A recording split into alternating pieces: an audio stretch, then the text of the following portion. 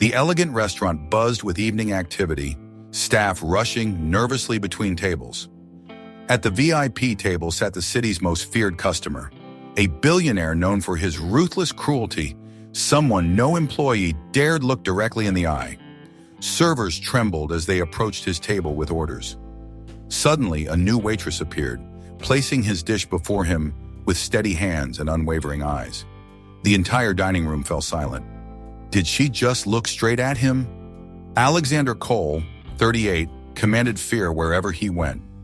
As the city's most powerful real estate mogul, he'd built his empire on the ruins of his competitors' dreams, showing mercy to no one who crossed his path. His reputation for verbal cruelty was legendary.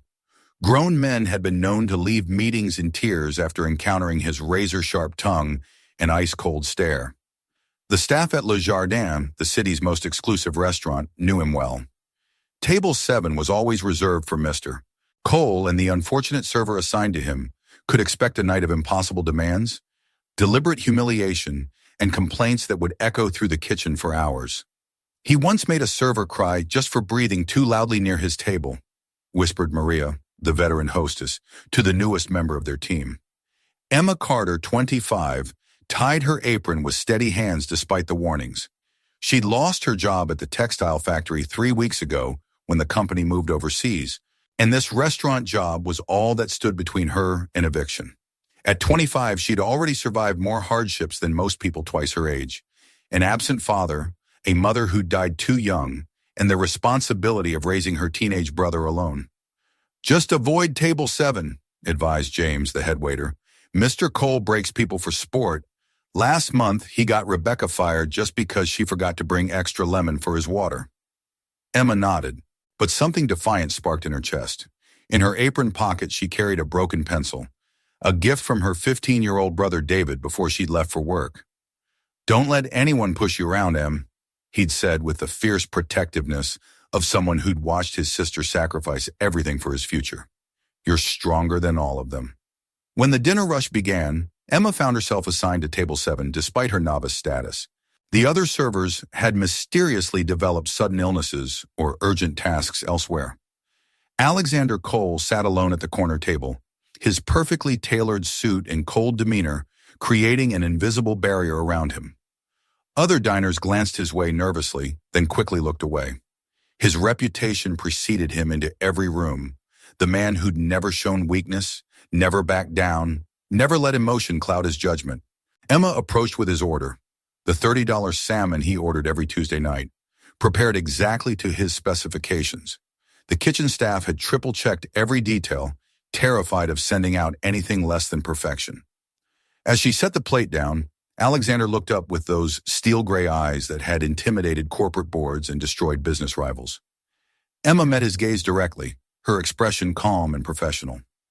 "Enjoy your meal, sir," she said simply, without a tremor in her voice or a downward glance. The silence that followed was deafening. The entire restaurant seemed to hold its breath.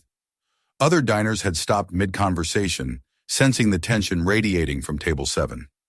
Servers peered around corners, expecting to witness Emma's inevitable destruction at the hands of Alexander Cole. Alexander studied Emma's face with the intensity of a predator evaluating prey. He was accustomed to immediate submission, the nervous fidgeting, stammered apologies, the desperate attempts to please him before he'd even spoken a word of criticism. Instead, Emma stood calmly beside his table, order pad tucked away, waiting to see if he needed anything else. "You're new," Alexander said finally, his voice carrying that familiar edge that had made countless employees cower. "Yes, sir." "Started yesterday," Emma replied evenly. "And no one warned you about me?" "They did, sir." Alexander's eyebrow lifted slightly. "Yet here you stand, looking me in the eye like we're equals." "We are equals, sir. You're a customer who ordered the salmon. I'm the server who brought it to you. That's a simple, equal exchange." The audacity of her response should have triggered one of Alexander's legendary explosions. Instead, something unexpected happened. He laughed. Not the cruel, mocking sound his business rivals knew, but something that sounded almost genuine. "Fascinating," he murmured. "What's your name?" "Emma Carter." "Well, Emma Carter, You either have tremendous courage or absolutely no sense of self-preservation. Maybe a little of both, Emma replied with the ghost of a smile. Over the following weeks, Alexander found himself returning to Le Jardin more frequently than usual. He told himself it was for the food, but the truth was more complicated. Emma's fearless directness had awakened something in him that he'd thought was permanently dead, curiosity about another human being. He began testing her, ordering impossible modifications to dishes, changing his mind multiple times during a meal, deliberately creating situations that would break lesser servers. Emma handled each challenge with unflappable calm, never showing frustration or fear. "Why aren't you afraid of me?" Alexander asked one evening, after she'd efficiently managed his seventh drink order change. Emma paused in clearing his appetizer plates. "Should I be? Most people are. Most people haven't had to raise a teenage brother on minimum wage while putting themselves through night school." Emma replied matter-of-factly. "You're demanding and particular, but you're not actually dangerous. You're just a man who's forgotten how to be treated like a human being instead of a bank account." The observation hit Alexander like a physical blow. When was the last time someone had seen him as simply a man, rather than a force of nature to be feared or flattered? "You think you know me?" he challenged. "I think you work very hard to make sure nobody knows you," Emma said gently.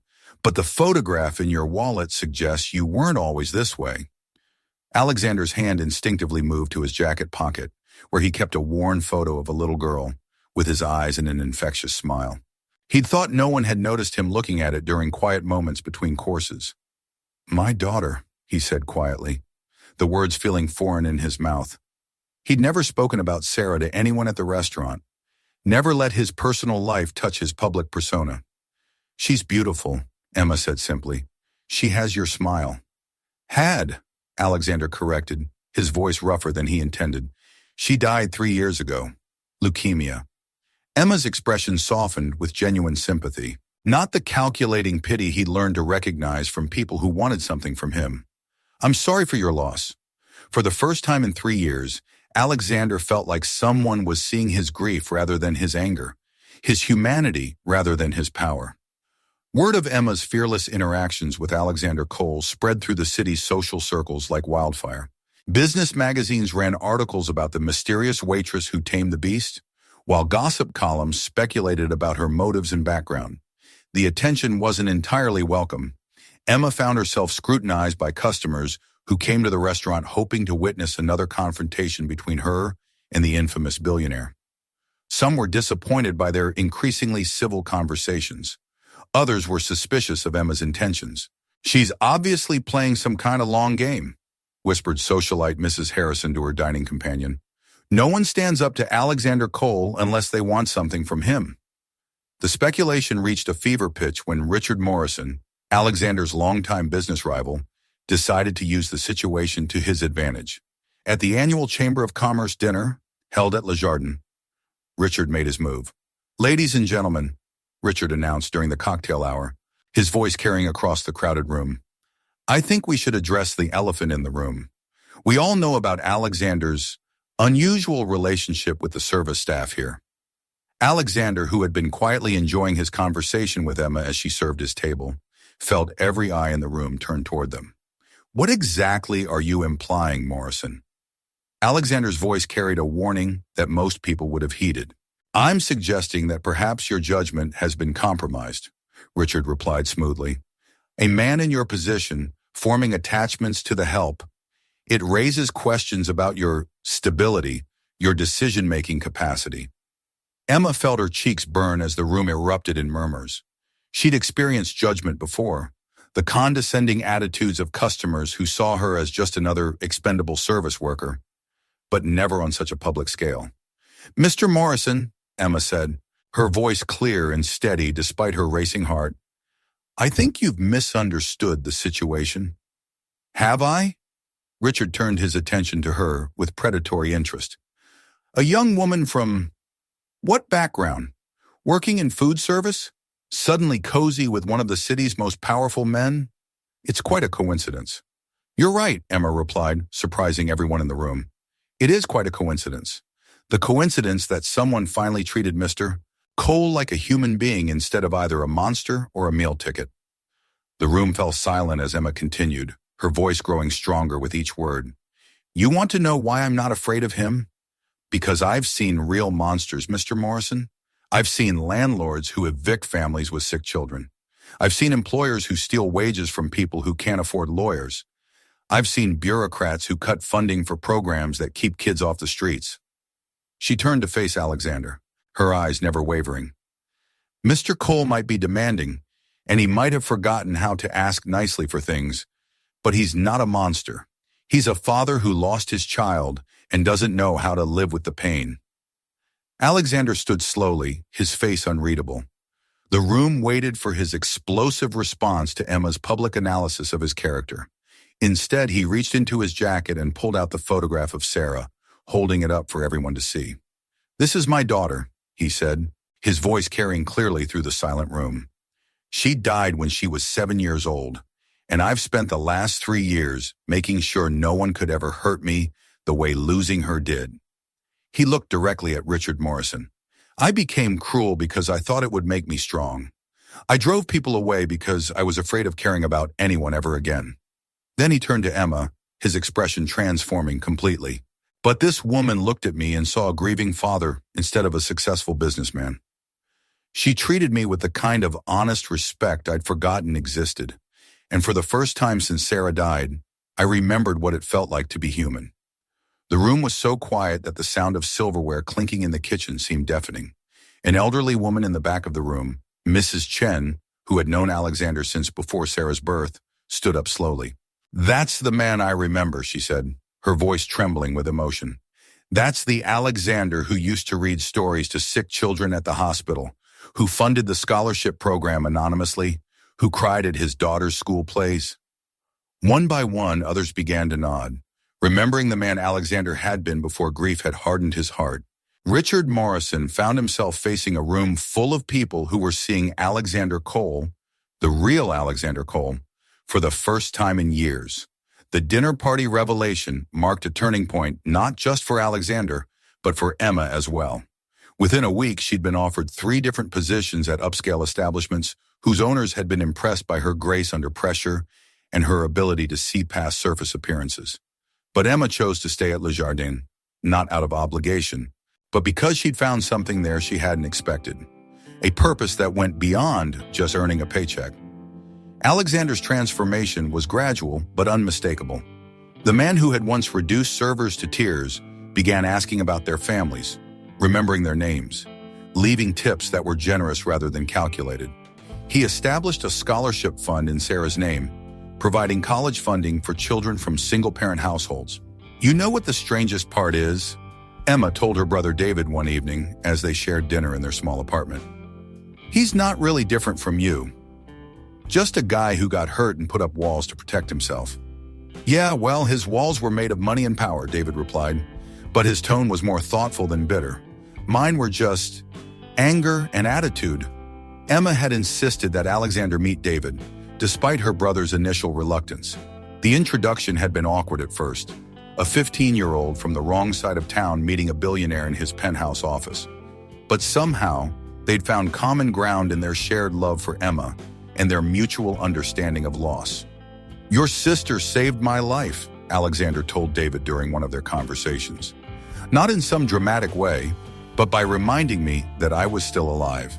The media attention gradually shifted from sensationalism to genuine interest in Alexander's philanthropic work. Business analysts noted that his companies were not only more profitable than ever, but also had dramatically improved employee satisfaction ratings. Turns out, Alexander told Emma one quiet Tuesday evening as she served his usual salmon, being feared isn't actually the most effective leadership strategy. Who would have thought? Emma replied with that familiar hint of a smile that had first caught his attention. Alexander had been planning something for weeks, waiting for the right moment. He reached into his jacket, but instead of the photograph of Sarah, he pulled out a folded piece of paper. I have something for you, he said. Emma opened the paper to find acceptance letters from 3 different universities, along with a scholarship notification for a full ride to study business management.